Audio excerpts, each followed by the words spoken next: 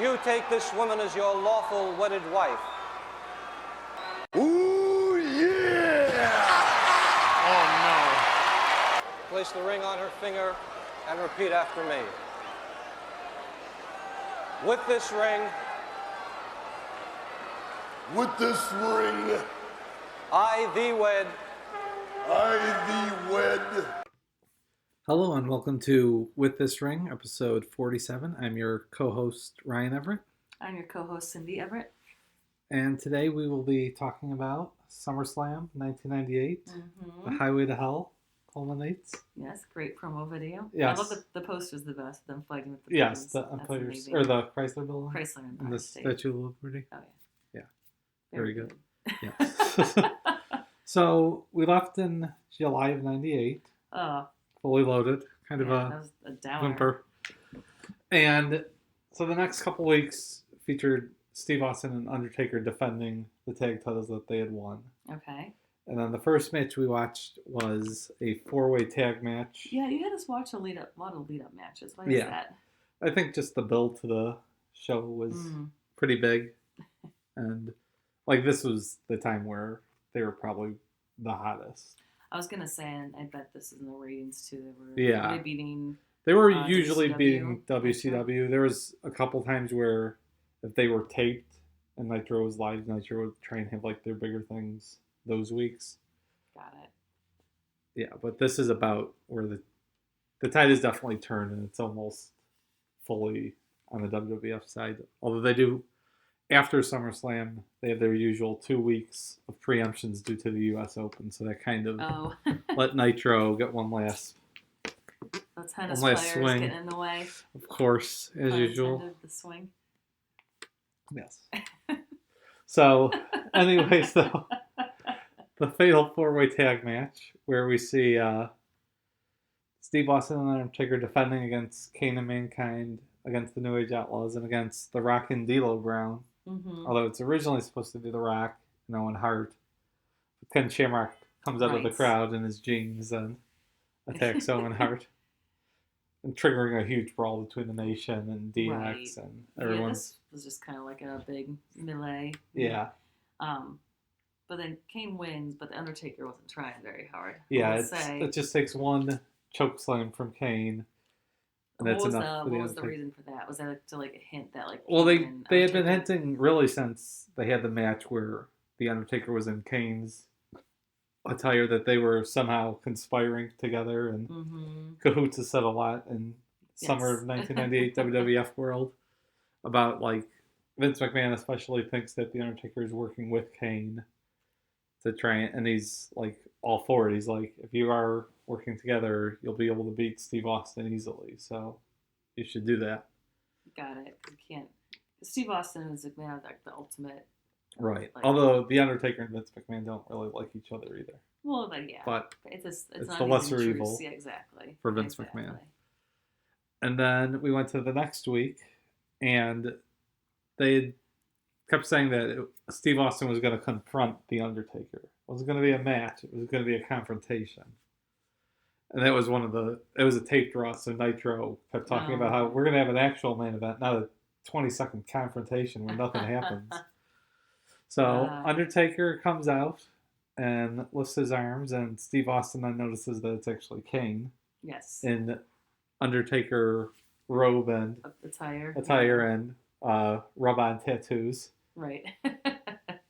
And Austin battles him to the back towards the hearse that Steve Austin had driven in earlier. Conveniently. And then when he goes to open the doors are locked though, and the Undertaker turns and looks at him. Oh, yes, they were conspiring. Yeah, so then the next week Raw just starts with the two of them walking out of the same room, and then they come out to the ring, and Mankind comes out because he's upset because Kane's his tag team partner. They're the tag team champs, and the Undertaker's tried to kill Mankind for all summer, so he asks like what's going on, and Kane ends up turning on Mankind and giving him a spiked tombstone with the Undertaker.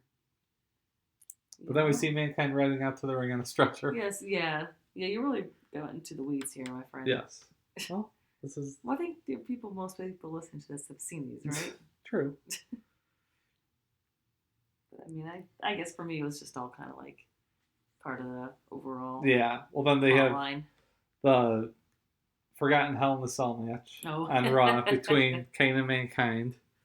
And Mankind, even here, takes a not as crazy of a bump, but falls off the cell into a table. Yeah, he has some pretty big drops again. Yeah. But at the end, that's when Steve Austin pops out. Yeah, Steve Austin was heading under the ring because he said he was going to take one of them out. So he tries attacking Kane as much as possible. Before the ref's able to get in. Right. And then Vince McMahon lifts the cage to make sure that The Undertaker can't attack Steve Austin. But no, I mean, definitely this is like Steve Austin's like, yeah, like on fire this summer. Yeah, he comes out and the crowd just goes crazy. Yeah, hopefully he was getting well compensated. I believe he was, yeah. Getting like multi-millions per quarter. And he never really had a lot of substance issues, did he? Well, alcohol. But not like other drugs. No, I don't think so. I mean, he probably could have easily gotten into painkillers since he's basically working with a broken neck here. Yeah. But no, I think painkillers he was usually okay with, or never had like problems with it really. Yeah. That's good. Sorry. So then we go to the WWF's new show on USA that they just started. It was called Sunday Night Heat. Okay. And it was an hour show, and so it was nice on pay-per-view nights where they'd have the live heat build up to the pay-per-view. So the pay-per-view would air on Mondays? No, this was Sunday. So no, when would SummerSlam air? Sunday. Really? Yeah. Huh. Yeah, pay-per-views since '95 were always Sunday nights. Oh, I didn't know that. Yeah. SummerSlam actually originally was on Mondays. Oh, okay. But then they changed it. Got it. So, yeah, so Heat was like the live lead-in on USA, and then you switch over to the pay-per-view channel. Gotcha. Did you watch this live, or did you... Scrambled. Scrambled? Yeah, Scrambled Vision for this, for sure. And really looking back, it's weird that, like, I didn't ask for these in 1998. I was going to say, yeah. Not everyone, obviously, but I'm sure I could have gotten, you could have the big four. Yeah, for sure. I don't know why. Because I got them in 97 and stuff. I don't know why. When it was more popular, I was like, no thanks. I'll just get the bootleg. Yeah, I'll watch it scrambled and then get the bootleg tape a week later. Who did you get the bootleg tape from? Matt. Or how did he tape it? They had neighbors that tape it for him. Yes. Well, that's more anticipation. Yeah, that's true. It builds it up. But, I mean, it was pretty built up. And it was extremely built up. Yeah, like I said, the Hell in the Cell match, I didn't really know what was going on. Oh, yeah. Scrambled is not quite the same. You couldn't tell what was going on in the Lion's Den? Well, the Lion's Den was great. That match was stupid. So we have I'm kind of tired and cranky right now. So on Heat, we start with, we have the first appearance of Drunk Hawk, which was a storyline that they started going with, where Hawk is a drunk. Okay. The LOD. And then you see the debut of Gangrel, the vampire. Oh, that's right. Odd character. Yes. And then the DOA defeats Bradshaw and Vader when Bradshaw and Vader start fighting each other. That's right. That's right. Little developments just stuff to remember for later. Okay. But Vader and Bradshaw don't come back. They will in, like, next pay-per-view. Oh, okay. I was going to say. No, not this night. But okay, yeah. It kind of helps to set the scene for some matches we'll see later. Gotcha. And then, so, August 30th, important date. Yes. Our negative 16-year wedding anniversary. Yes, I believe so, yeah. But Madison Square Garden, the third SummerSlam from Madison Square Garden. Nice. Out of 10, or 11 at this point. Well, at that point, they were pretty East Coast based. Yeah, they were fully still. national. They were fully national, but they still, their hub is still the Northeast. Yeah, fair enough. From like New York to Chicago is pretty much their top pay-per-view markets. So we start with D'Lo Brown defending his European title against Val Venis. Yes. And something that we totally miss because it's not on pay-per-views is the Val Venis Kaientai saga. Oh, yeah. Where Mr. Yamaguchi-san is upset that Val Venis is sleeping with his wife. I knew that. You're right. And that, you didn't know that Taka Michinoku turns on Val Venis and joins Kaientai because his sister is Mrs. Yamaguchi-san. Oh no. So then they try to choppy Val Venis's pee-pee. Oh, I've heard about Yes. this many Yes. times from you. Yes, the legend of... Yes. And Raw ends literally with a buck-naked Val Venis. You see his bare ass on TV, and Yamaguchi-san raising a samurai sword. But we find out that the lights turn off, and Val Venis had stage fright. So his penis got too small. I knew what you meant. Well, Val Venis. You know what it rhymes with. So wait, so that's not on the Peacock version? No, it is. It's just, it was self-contained on Raw only. How can you we watch all these matches leading up to SummerSlam? Well, this has nothing to do with SummerSlam. You didn't watch the one you've been talking about for the past 20 years, No. 25 years. It doesn't concern SummerSlam itself. It's very, like, one of the few wrestling references Yes, it is. that That's you true. have, like, been, like, alongside in a relationship. You've always talked about Choppy. So, but this All right, match, we're going to come back to that. because, and this, like, came out of nowhere. Like, I think that weekend they, like, announced this match would be happening, which is kind of weird, because all the other matches Like, build up. have a build-up to it. And Well, this one was D'Lo Brown's chest protector. yes. Even before that became a thing in the match, I was asking you about it. Right, he had been wearing it now for over 2 months, and Yes. they were starting to wonder how long does it take for a pectoral muscle to heal, and Long time. apparently Well, but that, like I said, that became, like, the a focal point. focal point. Yes. And then, but then it ends with a disqualification. Yeah, it's a really good... It's a good match. It's a good match. It goes 15 minutes, which is like crazy. It's the second, well, it's the third longest match, but there's some big time matches. Yeah. And D'Lo Brown's a good wrestler. yeah, it's just they didn't have a good finish because I think they liked D'Lo with the European title, but they didn't. Val Venis was still so fresh, they didn't want him to lose, so Yeah. they have him lose just by disqualification. Yeah, so that was a little bit of a bummer. Yeah, they could have come up with some better. Could have come up with a choppy. Yeah, well, that would have been tragic. Yes. But yeah. And then, something I didn't expect to see happen. The ICP, the Juggalos, the Insane Clown Posse comes out Yep. and sing a song or rap? Rap their song, yeah. The Oddities theme song. Yeah, and the Oddities was I think the way out they actually were singing I think it, so too. but then after the match they're not. They're like jumping around and dancing and their voices are singing. Yeah. But no, the way out I think they definitely did a live version. And so how'd they get hooked in with WWF? Because they're just popular at the time. Yeah, they are like really huge wrestling fans. Like they have their own promotion. Oh, really? And they like kind of were always asking to be involved. So this is Just how like they Bad get Bunny. Yeah, it is kind of pretty similar. Although I think Bad Bunny brings in a different crowd than the Oddity or the Insane Clown Posse. Yeah, a little bit different time. But yeah, so it's the Oddities, which is Giant Silva, I didn't even take notes during this match. Golga and Kurgan against Kaientai. So 4-on-3, but the 3 are bigger than all 4. Yeah, and then they made that was obviously just the next sight gag the whole time. Yeah, it was a bunch of sight gags for the whole Yeah. time, and it's not a very good match. Exactly. So this is getting old. I said, yeah, it did take too long. I get it. One also. team is big and one team is small. I think That's what I wrote. For that being 10 minutes is crazy. They could have... That could have been 5. 5 minutes, yeah. Tops. I mean, otherwise. I'm fine with a little comedy match, but it goes on too long. And, like, we most... really don't need the segment where they're working over Golga. I don't think anyone thought that was going to work out. It's still been the match with, like, the head and shoulders. Yes, at least these are actual people competing in that a bottle of shampoo and a mannequin head. Right, yeah. Yes. That's pretty much rock bottom. Yeah. This is like... I mean, even in this one, though, I think Jerry Lawler starts apologizing again, as he did in the Head and Shoulders match. But the Head and Shoulders match, he said, set wrestling back 20 years, so... It was a son of that, too, wasn't it? Yeah, it was Jerry Lawler's kid, yeah. Yeah, right. The Head and Shoulders match. Well, this was... All right, we've talked about it too much. All right. Yes.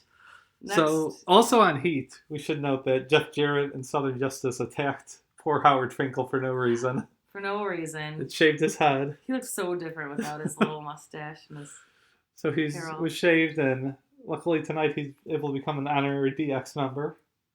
As it's X-Pac versus Jeff Jarrett in a hair versus hair match.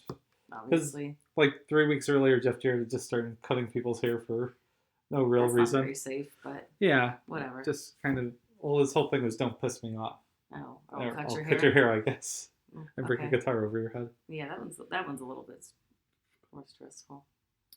So we do have, though, X-Pac versus Jeff Jarrett. I thought this was a good match. It I like is. this. I mean, I like X-Pac. Yeah. I'm always gonna watch like good X-Pac match. Yeah, they're both athletic, jump like good moves, good combinations. Yeah, it's pretty athletic for Yeah. 1998 still. I like that style. Yeah. Yeah, X-Pac wins, and all of DX comes out, plus Howard Finkel. Yes, and the headbangers. The headbangers. And, like, I think they not realize, like, you can't, like, just take a razor. Yeah. Someone with long hair. Like, you have to, like, someone got him a pair of scissors. Yeah, when they got the scissors, it worked a little bit better. And then they did actually, like the next week when Jeff Jarrett shows up, he's got like a tight crew cut. So they ended up finishing it backstage, I guess. Well, yeah. I Or mean, he went to an actual barber. how could you really, like, Yeah, stringy. watch somebody cut this, like, stringy, like, damaged bleach blonde hair on Yeah. stage for that long? So everyone got the gist of it. That's Yeah, fine. that was another one where kind of tightened it up a little bit. Yeah, yeah. But how long was that match? That was 11 minutes. Including the hair cutting? No, with the hair cutting, it's probably closer to 15. Yeah. Once again, probably could have been a little shorter, but still good. Yeah, and then next, so they kept talking about Jacqueline and Mark Miro would take on Sable and a mystery partner, Yeah. and Edge makes his pay-per-view debut. Baby Edge. Yep, Baby Edge. Still wrestling. 25 Yep, 25 years later, he's still at here. it. Headlining SmackDown tomorrow, actually, Oh, really? against Sheamus Oh. in Toronto, so it might be his last match. Oh, you think so? Maybe. Wow. Till It's a the little Saudi prince gives him bit- I was gonna say another everyone's- castle, and Everyone's got their price. He has a castle already. no, I'm just saying Gotcha. You know. Castle money. castle money. I want some castle money. I want some Franklin Wright House money. But that's a different. Yeah, you gotta the Saudi princes. Yeah, I don't think the Saudi prince is gonna give me any money. Maybe he Anyways. really likes it, Chicago. So Edge comes out though, kind of again. This was another one that like Sable versus Jacqueline and Mark Miro had been kind of brought up, been Mhm. building, but Edge just kind of like out of nowhere, just the guy. How they decided to put Edge with her. I think that it was just kind of a spotlight for him since he's new. They want to give him a shot in the arm. Yep, well, did it work? Yeah, I think he's still around 25 years Sure, later. good point. So Well, I'm sure there's other matches besides Yes. this one. Like, this was fine. 'Cause yeah, I said the women are okay, Edge is good. You know, they're just kind of trying to get the same thing they did at WrestleMania with right. the mixed match where you got Sable out there, but she's only has to do a couple of spots. Right. And this one especially, I mean, obviously Mark Miro is going to sell for her and takes a power bomb from her just to really, Mm-hmm. make it pop. So it's kind of like, it's really similar to that WrestleMania match, I would say, quality-wise. Like Yeah, it's the fine. guys do a fine, passable match, but it's all building to the women Yeah, spots. exactly. So Sable can win. Yeah. I mean, she's done enough to know the basics. Yeah, she holds her own, and they do a good idea of not having her go wrestle a 14-minute match or something, because Yeah. that would kind of expose her. Right. But she could do these little spots in matches. Mm-hmm. So Edge and Sable get the win, and that feud will not end though between Sable Oh, and yeah? Jacqueline. We'll see them quite a few times more. Good to know. Does Jacqueline was she always just around for Sable's counterpoint, or did she ever have her own thing? She sticks around longer than Sable. Hmm. She actually sticks around till 2004. Oh, really? Yeah, but she never really, she's kind of just the random women's challenger. Gotcha. She's never really the focal point of. and Sunny's no longer with us. No, she had gone to ECW by this point. I didn't say she's going to prison by this. No, not Not yet. yet. No, she waits a while for prison. That's true. That's So then we go next door to the theater at the Madison Square Garden, where they yeah. have set up the Lions Den. Yeah, I didn't really care for this. Why do they do this? Well, last month they went At Owen Hart Owen's and house. Ken Shamrock went at the dungeon, so Okay. that's Owen's advantage, and now Oh, the so- Lions Den is Ken Shamrock's domain. Okay, because it's more like what was he, a UFC Yeah, fighter? it's Yeah. like the UFC. He was the that's- only one that really jumped off the walls at all. Yeah, but The I mean cage. they did a good job of using the cage, I think more Ken Shamrock more than Owen Hart. Yeah. I was waiting for, it's just funny watching the ref perched up at the top. Yeah, on the top. At the edge. Well, because it was so small that Right. the ref in there would have just gotten in the way. Yeah. Yeah. So obviously a submission only. Yeah, I said Ken Shamrock does a much better job of Owen like jumping off the walls. But just like the first combination, it's like walk up and do that little like what's the thing called? They like run and bounce off the crisscross. Crisscross. Yeah, I think every match starts like a walk up, and a crisscross, and they couldn't do the crisscross. No crisscrosses. So I mean, there's a lot of moves that involve the ropes. Yeah, they kind of had to work it differently. So it's kind of similar to the match last time. Right. It's almost it's more like improv than which makes this more impressive to me, I will say. Yes. But they are able to still sprinkle in wrestling moves to make sure you know this is a wrestling match. Like you get the Hurricane Rana. I think at one point one of them tries Hurricane Rana. It's turned into like a powerbomb into the cage. So they are still mixing things up. Well, then like Kenshin got out of the sharpshooter like crawling up. Crawled up the sides of the cage. But you see that all the time in UFC. Well, shouldn't that be illegal? Because you can't if you grab the ropes in a wrestling match, you're supposed to break the. I think they kept saying that the only rule was that it had to end by submission. Oh, okay. So, and technically, it's not the rope he's grabbing. Okay, come on. All right, that's enough out of you. But yeah, I think the thing was there's no way to call for a break. You just have to. Gotcha. However you win. Okay. But Ken Shamrock does win this, and he kind of after this gets a little bit more of a push. Like, oh really? He beat Owen Hart, so now he's like right on the cusp of the main eventers. Mm. He never. Well, I'm sure we'll get to that. Yes. I do like how we're like the structure this year, like doing like following the year. Yeah, so we can see how guys rise and fall. Yeah, I mean, because it sounds like Ken Shamrock's on the upswing. Yeah, he is at this point for sure. Gotcha. And then, so earlier in the night, we saw Mankind in the back. Steve Austin destroyed a hearse's heat ended. Oh, yes. And we find out it was Mankind's personal ride for SummerSlam. I was going to say, we didn't want to talk about that. We had a scene with Steve Austin, like, taking a sledgehammer to the hearse. Yes. And he gets on a forklift and hoist driver and, like, jams the tines through the back. Yes. And then just kind of lifts it up. Walks away. And just kind of hopes that they're in there. Yes. But unfortunately, Undertaker or Kane aren't there. Yeah, that's it was Mankind who decided to take a hearse for SummerSlam. And he's worried that he'll have to wrestle a tag team title match alone. Yep. And then Vince McMahon gives him a pep talk, though, because Vince McMahon can't have a match be canceled on his pay-per-view. No. He's the heartless promoter. Right. Gotta go out. And Mankind goes out and gets destroyed by the New Age Outlaws. Yeah, that was hard to watch. Just all the headshots. Like lots of headshots. And the chairs. Well, the cookie sheets, I think those are kind of built to crumple at least. Yeah, a little bit of give and then. Yeah, but the chairs are not so much. Yeah. So he obviously loses. They throw him in the dumpster. They throw him in the dumpster. Call back to the Outlaws Cactus Jack feud and Terry. We would go with Terry Funk and Cactus Jack ended up in the dumpster. Right. So the Outlaws pushed him off the stage. Right. Oh yeah. So the Outlaws win, put him in the dumpster, and then Kane emerges magically from the dumpster. Yeah. Was he there the whole time? Well, Kane and Undertaker do get teleportation power. Obviously, so, they do kind of. I don't know if he used it there though, or he might have just been hiding in the dumpster. Yeah, I mean, you never can tell with your 7-foot fire monsters. Right.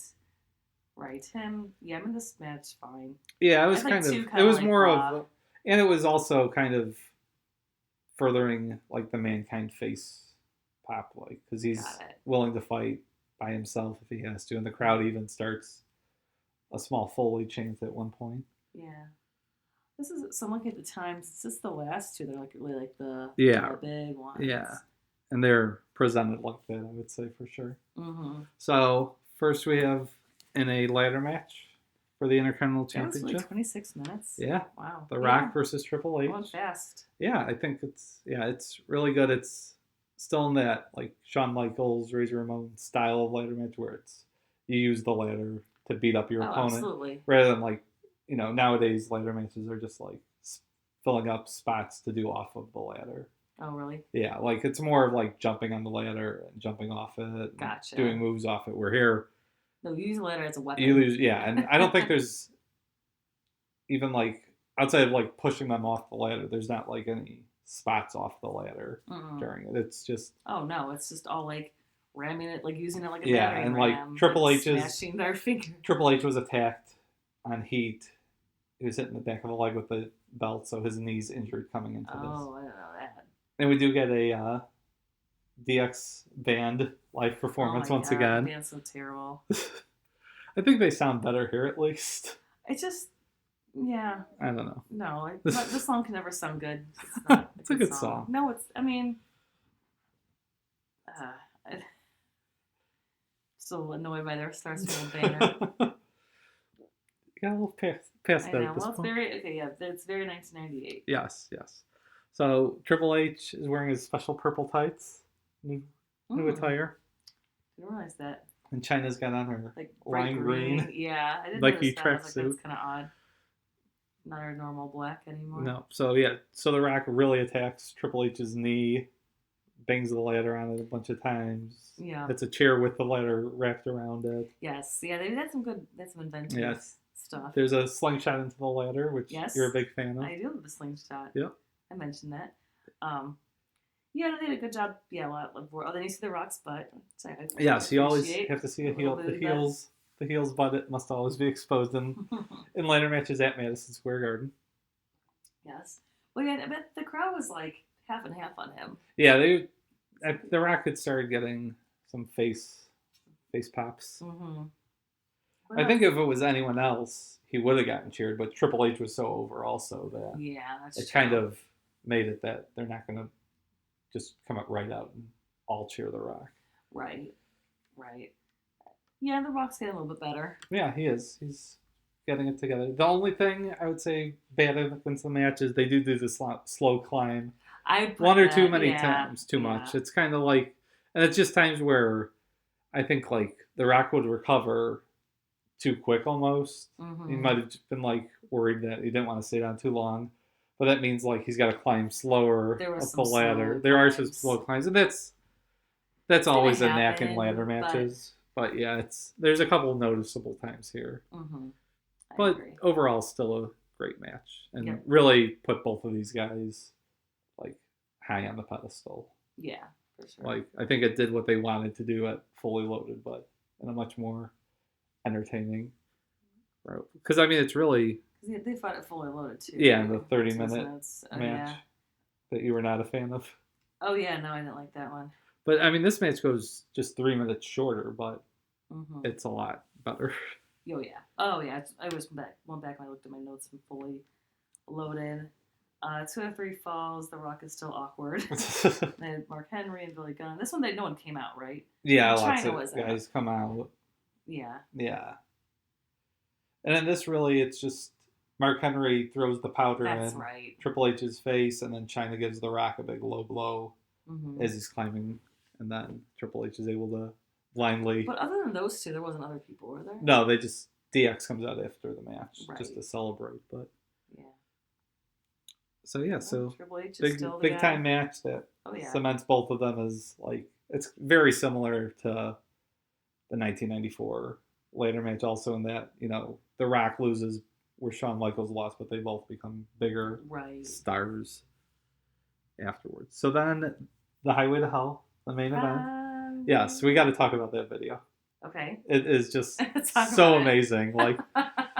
So you hear the first beats of the song, and the Undertaker like snaps to attention, and apparently he's in like a post-apocalyptic wasteland. Obviously. And Steve Austin is in post-apocalyptic New York. Right. Because he's walking through the streets, flicking off taxi drivers and just throwing them out of their taxi for no reason. Obviously. They're both marching to some ring on fire that has go-go dancers all around it. Obviously. And, before they meet, the fire engulfs the whole area. It's just great. It's so good.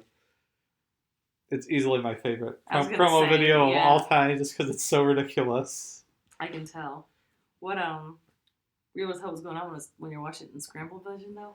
Well, it's the video. Okay. Yeah, the video they don't actually show on the pay-per-view. It's just on the heat beforehand. Gotcha. Where we also see the first of many shots of Steve Austin, sports bra fan in the crowd.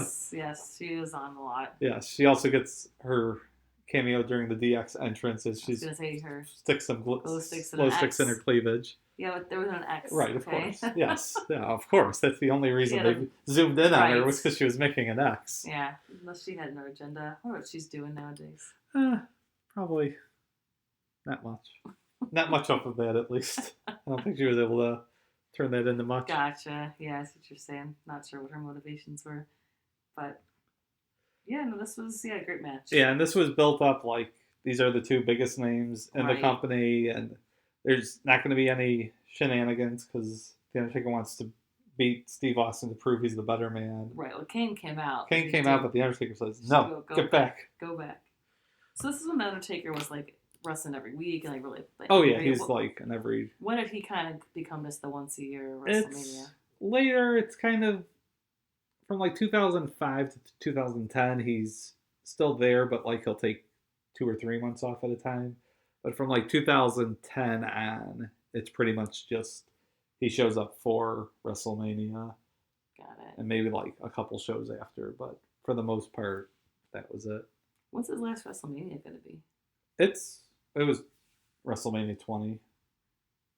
Or WrestleMania 30, the COVID WrestleMania. Oh, that was his last one? Yeah, he had a action movie against AJ Styles. Oh, that's right. But that was, I mean, he's done. in the Hall of Fame, retired, and yeah. Good for him. I mean, let's see, he's 1965. So he's 50, no, yeah, 58. So yeah, it's time for him to stay home. Now he's just... Or to show up and like... Now he's just racist Mark from Texas. That's not good. Well, what do you expect? I expected more from the More from you, zombies?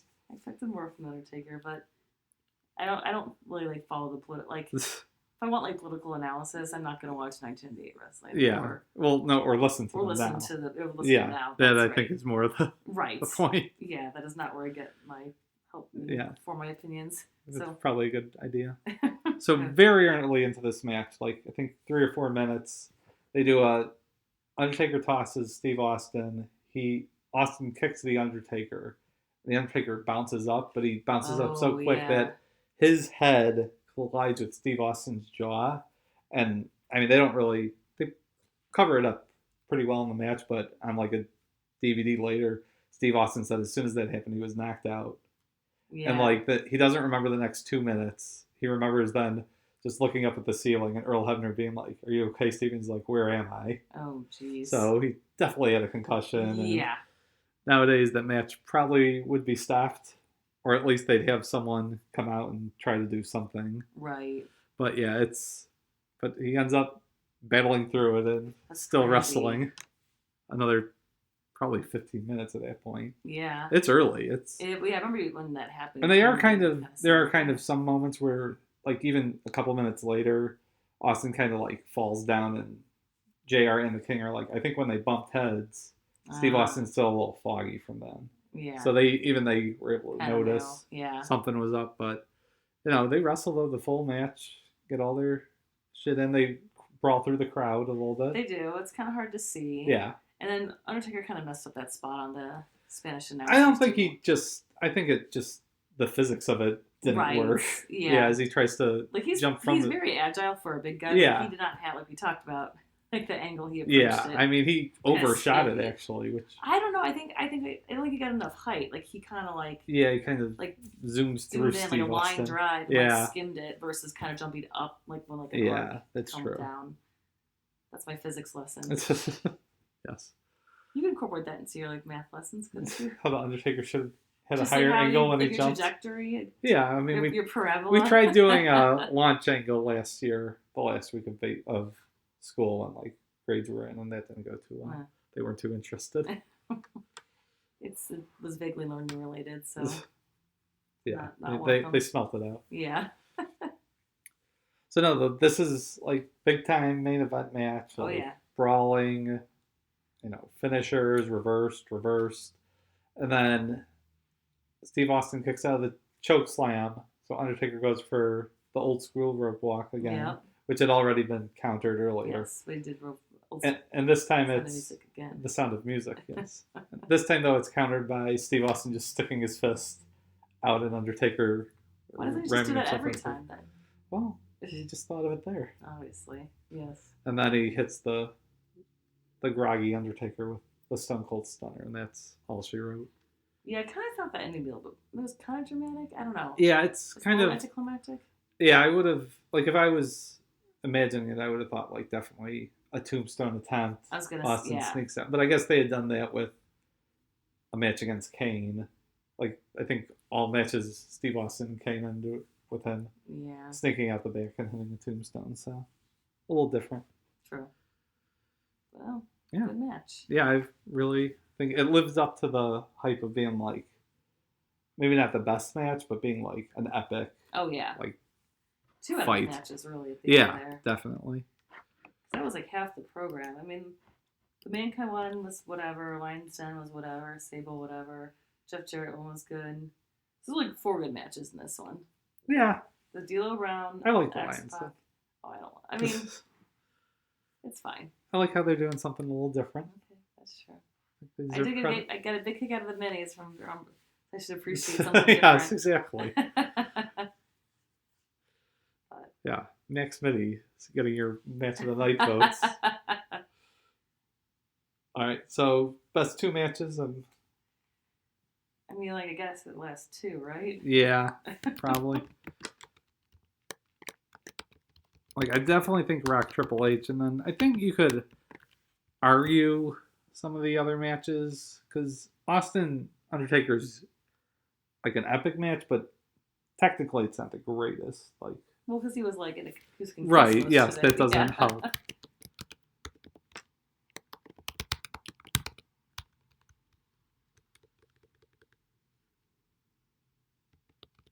Yeah, I'm looking at my notes here. So I'll say Triple H versus The Rock for my favorite match Okay. of the night. It was a good bit. I mean, yeah, there were a couple slow parts, but overall. What are you typing over there? I'm typing that we both had the same top 2 matches. Okay, what was your favorite match? It was Rock Triple H with Steve Austin Undertaker right behind Close it. second, yeah. I think it's kind of What's your third favorite? maybe the Lions Den match. I think. Okay. Or the Val Venis D'Lo match, but it has a crappy ending. That's the thing.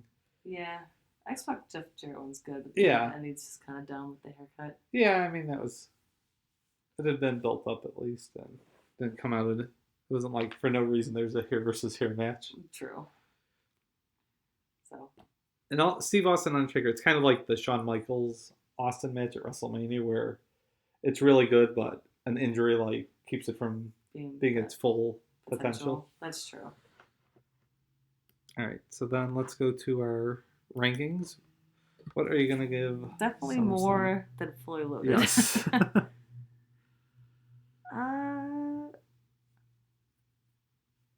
I'll put it at 8.5. I think Okay. I kind of put it on the same par with the WrestleMania King in the Ring.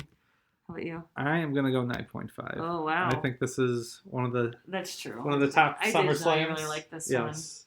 I mean, there's cards with better overall shows, but I think if I was asked to watch one SummerSlam, I would go with this. one. That's what you'd pick? Yes, as long as I still get the bootleg version of Heat beforehand, so I could get the Madison Square Garden sing along to Highway to Hell. There you go. Because otherwise, it's good, but it's not as good. Yeah.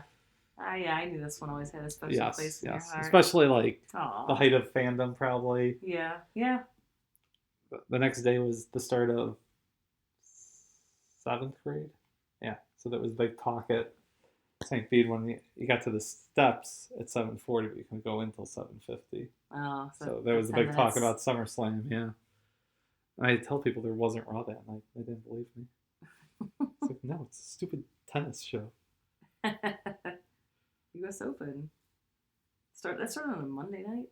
Or if I started Sunday It probably night, started yeah. but just coverage was Right. and obviously the U.S. Open is on it. Prime time for it's not Wimbledon or something where it's early. True. It's just an hour ahead. Yeah, I'm aware.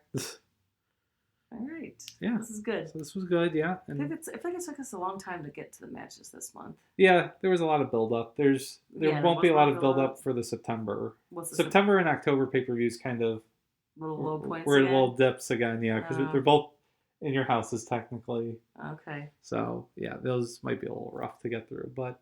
All right. Well, thanks for setting expectations. Yep. I want to know what happens next with everybody. Exactly, and we will have to watch one match or one episode of Raw, like, because if they're off for 2 weeks, they're gonna come back with like a big vengeance in mid-September. So we'll watch parts of that. Okay. Before getting to Breakdown in your house. Breakdown in your house. Yes. All right. So we're off the highway to hell. We're getting onto another highway, and then we have a breakdown.